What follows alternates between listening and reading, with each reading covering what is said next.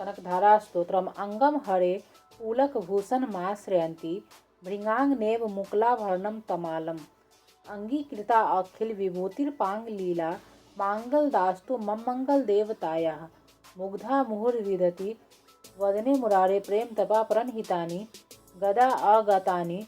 मालादृशो मधुकरी महोत्पले या सामे श्रियं दिशतु सागर संभवाया विश्वामेन्द्र पद विभ्रदान दक्षमानंद हेतुरधिकं मूढविदुषोऽपि स्निसीदतु मयि क्षणमिक्षणार्ध मिन्दीवरोदर सहोदर मिन्द्राया आमीलिताक्षमधिगम मुदा मुकुंद मानंद कंदम निमेषन मनंग तंत्रम आके कर स्थित कनि निकपक्षम नेत्रम भूतिये भवेन मम भुजंग स्यांगनायाः बाहंतरे मधुजित श्रित कौस्तुभे या हारावली हरि नीलमय विभाति काम प्रदा भगवतो अपि कटाक्षमाला कल्याण मा भतु में कमलालयायाः कालाम्बुदारी ललितो रसे कैठ भारे धारा धरे स्फुरति यातनिंगनेव मातु समस्त जगता महनीय मूर्ति भद्राणि में दिशतु भार्गव नंदनाया प्राप्तम पद्मं प्रथमता किल यत् प्रभावान मांगल भाजी मधुमाथनी मनमथेन मया पतेतदि मंथर मिक्षणान मंदाल सच मकराले कनकाया तद्याद्यानुपवनो द्रविणाम्य धारामस्मिन् किंचन विहंसिषो विष्णने दुष्कर्म धर्मं पनीय चिराय दूरम नारायण प्रणयिनी नयनाम्बुवा इष्टा विशिष्ट मतयो अपि यादयादर दृष्ट्या त्रिविशिष्ट पद्म सुलभम लभन्ते दृष्टि प्रहिष्ट कमलोदर दीप्ति रिष्टां पुष्टि विशिष्टमं पुष्कर विष्टराया गिरदेव तेति गरुज ध्वज भामिनीति साकं भरिति शशिशेखर वल्लभेति सृष्टि स्थिति प्रलय सिद्धिषु संस्थाय तस्य नम स्त्री भुवनो गुरुस्तिरुण्य श्रुते नम स्त्री भुवने फल पुरस्ते रते नमोस्तु रमणीय गुणाश्रयाय शक्ते नमोस्तु सत्पत्निकेतनाय पुष्टे नमोस्तु पुरुषोत्तम वल्लभाय नमोस्तु नालिक निवेक्षणाय नमोस्तु दुग्धोदधि जन्मभूतिये नमोस्तु सोमामृतसोदराय नमोस्तु नारायण वल्लभाय संपत्कराणि सकलेन्द्र नंदनानि साम्राज्यदान विभुवानि सरोरुहाक्षि त्वद्वंदनानि दूरताहरणो दत्तानि मामे मातर निसकलयन्तु नान्यत् यत् कटाक्षसमुपासना विधि सेवकर्ष सकलार्थ संपदम् संतनोति वंचनांग मानस्य स्तोत्वां रारी हृदयेश्वरी भजे सरसीज नीले सरोज हस्ते दुलन तरंसुं गंधमाल्य शोभे भगवती हरि वल्लभे मनोज्ञ त्रिभुवन भूति करी वर्षित मह्यम दिग्घस्तवी कनक कुंभ मुखावसे स्ववाहिनी विमल चालु जलप्लुतांगिम प्रातः नमामि जगतां जननीं शेष लोकाधिराज गृहिणीं मृतादि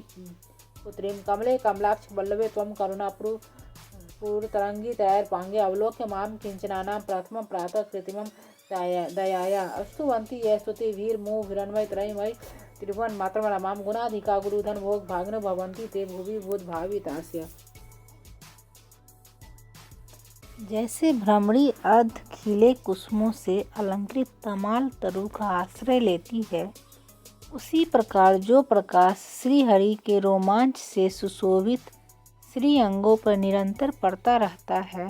तथा जिसमें संपूर्ण ऐश्वर्य का निवास है,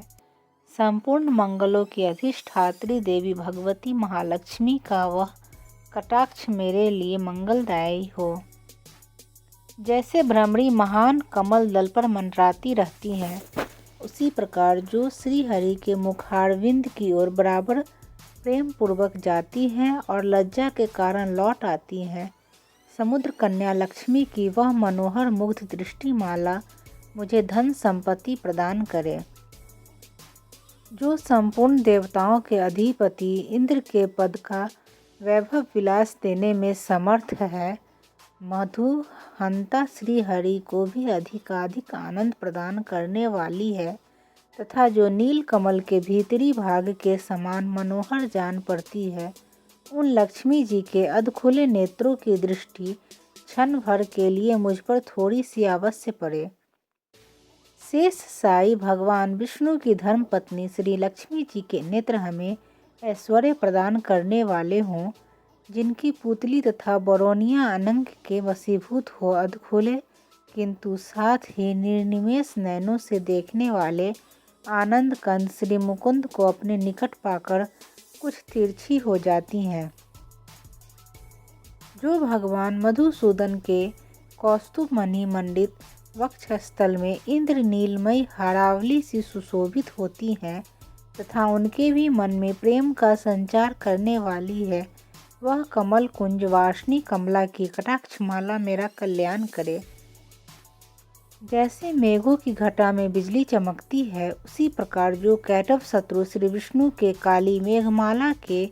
श्याम सुंदर वक्षस्थल पर प्रकाशित होती हैं, जिन्होंने अपने आविर्भाव से भृगु वंश को आनंदित किया है तथा जो समस्त लोकों की जननी है, उन भगवती लक्ष्मी की पूजनीय मूर्ति मुझे कल्याण प्रदान करे।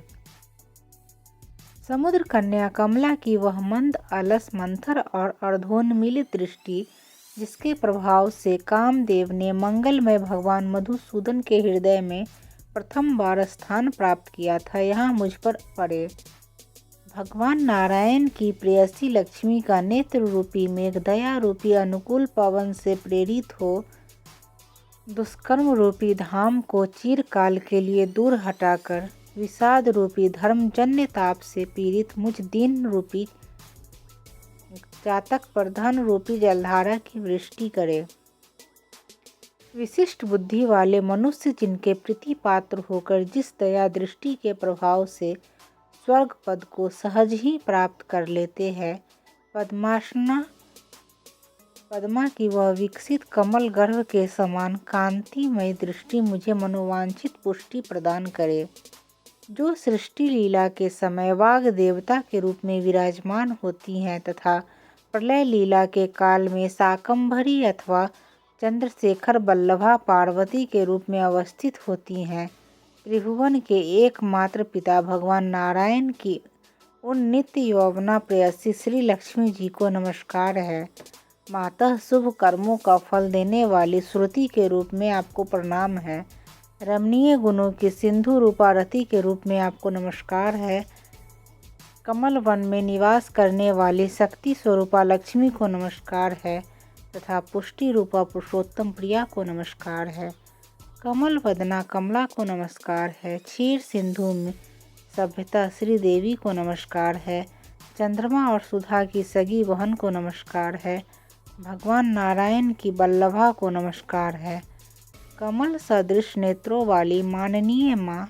आपके चरणों में किए गए प्रणाम। संपत्ति प्रदान करने वाले, संपूर्ण इंद्रियों को आनंद देने वाले, साम्राज्य देने में समर्थ और सारे पापों को हर लेने के लिए सर्वथा उद्यत हैं, वे सदा मुझे ही अवलंबन दें। जिनके कृपा कटाक्ष के लिए की गई उपासना उपासक के लिए संपूर्ण मनोरथों और संपत्तियों का विस्तार करती है। श्री हरि की हृदयेश्वरी उन्हीं आप लक्ष्मी देवी का मैं मन, वाणी और शरीर से भजन करता हूँ। भगवती हरि प्रिया, तुम कमल वन में निवास करने वाली हो। तुम्हारे हाथों में नीला कमल सुशोभित है। तुम अत्यंत उज्ज्वल वस्त्र, गंध और माला आदि से सुशोभित हो। तुम्हारी झांकी बड़ी मनोरम है। त्रिभुवन का ऐश्वर्य प्रदान करने वाली देवी, मुझ पर प्रसन्न हो जाओ। दिग्गजों द्वारा सुवर्ण कलश के मुख से गिराए गए आकाश गंगा के निर्मल एवं मनोहर जल से जिनके श्री अंगों का अभिषेक संपादित होता है, संपूर्ण लोकों के अधीश्वर भगवान विष्णु की गृहिणी और क्षीर सागर की पुत्री उन जगजननी लक्ष्मी को मैं प्रातःकाल प्रणाम करता हूँ। कमल नयन केशव की कमनीय कामनी कमले, मैं अकिंचन मनुष्यों में अग्रगण्य हूँ,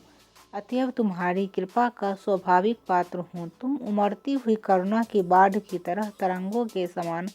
कटाक्षों द्वारा मेरी ओर देखो। जो मनुष्य इन स्तुतियों द्वारा प्रतिदिन वेदत्रय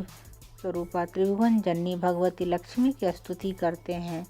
वे इस भूतल पर महान, गुणवान और अत्यंत सौभाग्यशाली होते हैं तथा विद्वान पुरुष भी उनके मनोभावों को जानने के लिए उत्सुक रहते हैं।